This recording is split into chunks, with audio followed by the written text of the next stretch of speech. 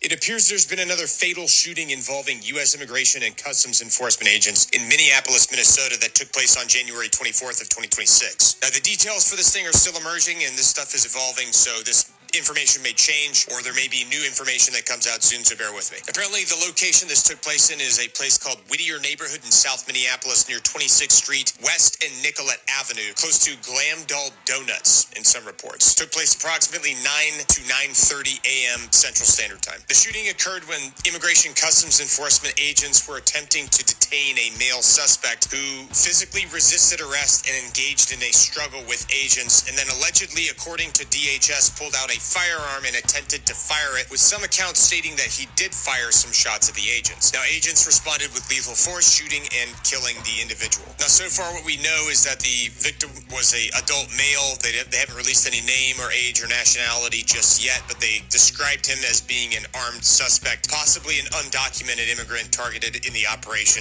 or an individual interfering with the operation. Either way, he was armed with a gun. Department of Homeland Security released photos of the gun that he was armed with. Now, this just happened, so I'm sure there's going to be more information coming out about this over the rest of the day, and as more stuff comes out, I'll keep you guys updated. I mean, that's sad. Any loss of life is sad. But I've been saying this, there's going to be more of this. I'm already seeing everybody on the left, I can't wait to see how Republicans are going to defend this. And once again, we're going to be in a position where we're all going to argue about somebody who isn't alive to have the argument themselves. So if you were my friend and I was making recommendations, I would say, do not go to one of these protests with a firearm. Let's go get a breakfast burrito, or let's go hit a workout or something. The federal government has been real clear. They're not going to stop.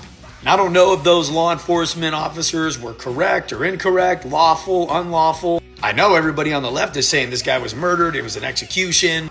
Well, I mean, if he has a firearm and he pulls it out, and like Kagan says, there's reports saying that even he fired shots. We don't know what was said. And I stick to what I've been saying. We're going to have more of this. And I don't want that. I wish I was wrong. And let's say those law enforcement officers are wrong. That guy still is not alive. I don't know about you. I'm not taking that risk. But you guys drop a comment. Let me know what you think.